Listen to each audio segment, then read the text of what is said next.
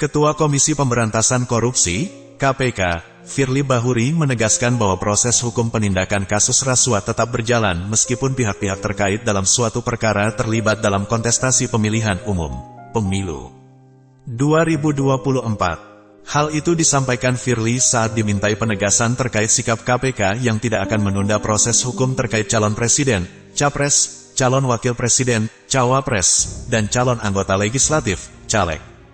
Tentu hak politik itu silakan berjalan, tapi proses hukum pun tetap berjalan. Saya itu ya, ujar Firly Bahuri saat ditemui awak media di Gedung Merah Putih KPK, Jakarta Selatan, Kamis tanggal 24 Agustus tahun 2023. Firly mengatakan bahwa pihaknya bekerja sesuai asas-asas tugas pokok KPK.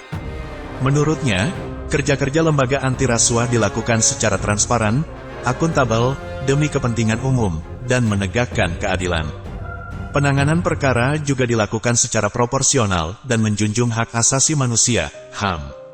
KPK bekerja sesuai dengan asas-asas tugas pokok, kata Firly Bahuri.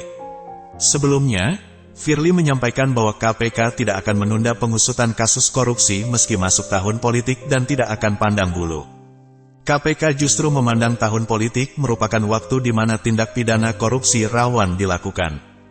Firly lantas mengungkit, KPK pernah mengusut dugaan korupsi yang menjerat penyelenggara pemilu dari Komisi Pemilihan Umum, KPU, dan Badan Pengawas Pemilu, Bawaslu.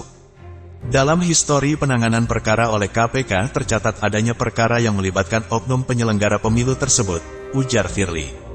Pernyataan Firly terkait sikap KPK dalam menghadapi pemilu ini disampaikan beberapa saat setelah Jaksa Agung Sanitiar Burhanuddin menerbitkan memorandum terkait penegakan hukum dalam pemilu.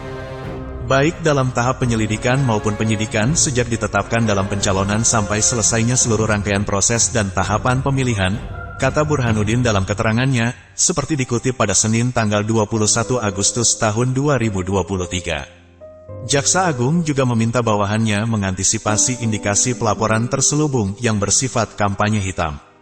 Ia mengingatkan kejaksaan berkoordinasi dalam setiap penanganan laporan pengaduan tindak pidana yang melibatkan peserta pemilu.